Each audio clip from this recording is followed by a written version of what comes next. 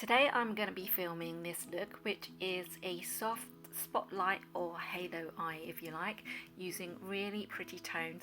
I think this is a great look for a date night, especially with Valentine's Day coming up. I hope you like it. To start off with, I am going to be priming my skin using the Makeup Forever Step 1 Skin Equalizer, the smoothing primer. I'm going to be targeting my problem areas, which is typically my T-zone. And for my base today, I'm going to be using a foundation that I haven't used in a while, and it's the Giorgio Armani Luminous Silk Foundation. For me, this foundation provides a light to medium amount of coverage and a natural dewy finish. And I'm applying this by dotting it in the areas that I need it and blending it out with a damp beauty blender. Okay, for my brows, I'm going to be a little bit extra and I'm going to be using two pencils. They're the same pencil but in different colours. It's the Colourpop brow pencil, and I'm starting off with the lighter shade, which is called Taupe, and I'm using that to apply to the front of my brow. And then for the tail of the brow, I'm using a darker shade called Bangin Brunette. I don't like my brows, particularly the inner half of it, looking too dark, which is why I've opted for a lighter shade. But obviously you don't need to do this, and one shade will do. And to set that in place, I'm using the Loreal Brow Artist Plumper. And this is just going to add a bit of texture to the brow, but also keep it in place all day. Moving on to the eyes, I'm going to prime them using a little bit of concealer, and I'll tell you a little bit more about the concealer later on. And to set that concealer in place, I'm going to just go over with a little bit of pressed powder. Any powder will do. And for this particular eye look, I'm going to be using the Master Palette by Mario by Anastasia Beverly Hills, and I'm using the shade Isabel, which is a really warm orangey brown shade.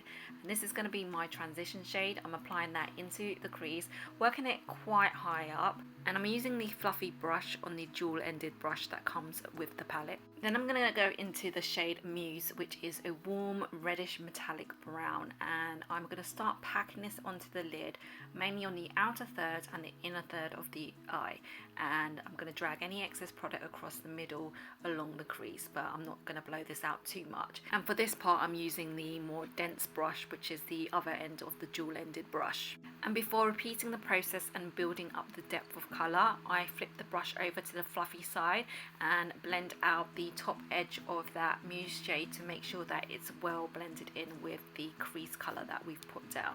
And now I'm going to repeat the process on the other side. Now I've purposely left the middle part of the eye blank, and this is where we're going to be placing our contrasting brighter colour, which is known as the spotlight or the halo. Speaking of the devil, we're going to go in with the shade Marina, which is a really bright pale rose shade with a lot of frostiness running through it, and I'm going to pack that on the centre part of the mobile lid. And for that, I'm using a flat synthetic brush.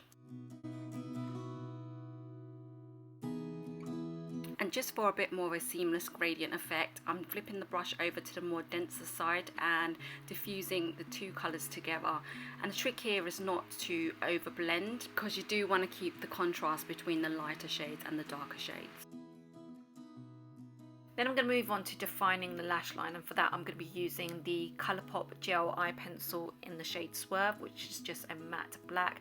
And I start off by tightlining my waterline, which is always so awkward to do on screen because it looks quite disgusting. And then I'm just going to run that liner right in between those lashes. I'm not really doing much of a thick wing, just a really tiny flick at the end, but keeping the line really thin. And then taking a little bit of the dark brown shade, which is called Violeta, I'm running that right on top of that gel eye pencil, just to kind of smoke it out and to create more of a hazy effect. And I'm also extending that matte brown into the outer part of the crease, just to add a little bit more depth. And then taking the fluffy end of the dual-ended brush, I'm just going to blend that in with the crease shade so that it's a bit more seamless. And to really intensify this look and make the contrasting bright shade even more brighter, I'm adding a little bit of that dark matte brown on the inner corner of the eye, not right on the tear duct area because I want to place a lighter shade there, but just right beside it. Then of course making sure that it's well blended in for a bit more of a seamless transition. Then just to tidy up the brow bone area and to provide a nice subtle highlight, I'm using a little bit of pressed powder and just gently sweeping it over that area. I've already curled my lashes, so I'm just going to give them a quick coat with the L'Oreal False Lash Telescopic Waterproof Mascara. Then I'm just going to pop on a pair of flirty, fluffy fake lashes off screen. And then before I go on to concealing my under eyes, I'm just going to quickly clean that up with a face wipe. But then I decided to finish off the eyes, and I'm going to go in and just add a tiny bit of definition to the baby wing that I drew on earlier, and I'm using the Kat Von D tattoo liner in Trooper. Finally, I can talk about the concealer. Here I'm using the Tarte Shape Tape Contour Concealer, and I'm mixing two shades here. One is medium and the other one is light medium honey, which I believe is one of their newer shades. I couldn't find the right shade for my under eye, but mixing these two colors is the perfect shade. It's really full coverage, like the most full coverage concealer I've ever used, yet it's so light and it sets so beautifully. I don't actually even need to powder this, and it just stays put all day. Here I'm using a damp beauty blender just to blend that in. For any blemishes or redness around my face, I just stick with the medium shade, which seems to be a perfect fit for my NC 30-35 skin. I have to say though, a little goes a long way with this product. You only need the tiniest bit and it spreads very fast, so you have been warned. And because my forehead area is considerably darker than the rest of my face, I'm just going to take a little bit of that light medium honey shade and just run it in the center of my brows and blend it up to the middle of my forehead, just so that everything looks a bit more balanced. I don't set my under eye area because on the occasions I have set it, I have found that it does look dry, so I avoid setting the under eye area, but I do set the rest of the face anywhere where I've put that concealer, and that way it won't move. Right, now going back to the eyes, I am going to finish off the lower lash line, and I'm using that shade Muse, and I'm running that on the outer and inner third of the bottom lash line. Then going in with the lighter shade Marina, I'm going to fill it in the middle part of the bottom lash line. Then to add a bit more depth to the outer corners, I'm going to use a little bit of that Colourpop gel eye pencil in Swerve and just draw onto the outer part of the lash line, just the outer third, and then using a little bit of the dark matte brown eyeshadow, Violeta I think it's called, I'm just going to smoke that out. Then to define the bottom lashes, I'm going to go in with MAC's Extended Play Gigablack Lash Mascara. I absolutely love the tiny wand on this thing. It allows you to get to all the tiny baby lashes that you have. Then to really brighten up the eyes, and this is great if you've got close set eyes like I have, I'm adding a little bit of that Marina shade in the inner corners of the eye. And then I felt like I needed a little bit to my brow bone, not a lot because it tends to look a bit dated when you go in with like a highly frosted highlight there. I'd add a tiny amount and then just blend it out with the same brush that I used to apply the pressed powder. Then before going in with my cheek products, I'm going to go in with a light wash of translucent powder.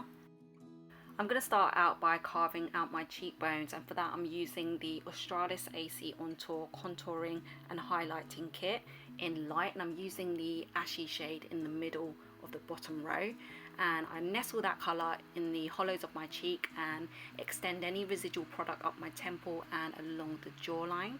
And I forget how great this product is. The powders are really pigmented. They're quite soft, so they are prone to a bit of kick up, but they blend just so easily and they look flawless on the skin. And taking that same shade but on a much more smaller tapered brush, I'm just going to run that alongside either side of my nose and at the tip of my nose, just to cheat a little bit more of a slimmer nose. Then with a bit more of a fluffier brush, I'm just going to blend that out to make sure the lines are not noticeable. Then going in with the lighter bronzing shade and a bit more of a duo fiber brush, I think this is called. I love this brush. This one's from Morphe, and I'm using that to apply to the perimeter of my face, anywhere where the sun would kind of naturally hit. I also use it to soften out the contour so it doesn't look too harsh.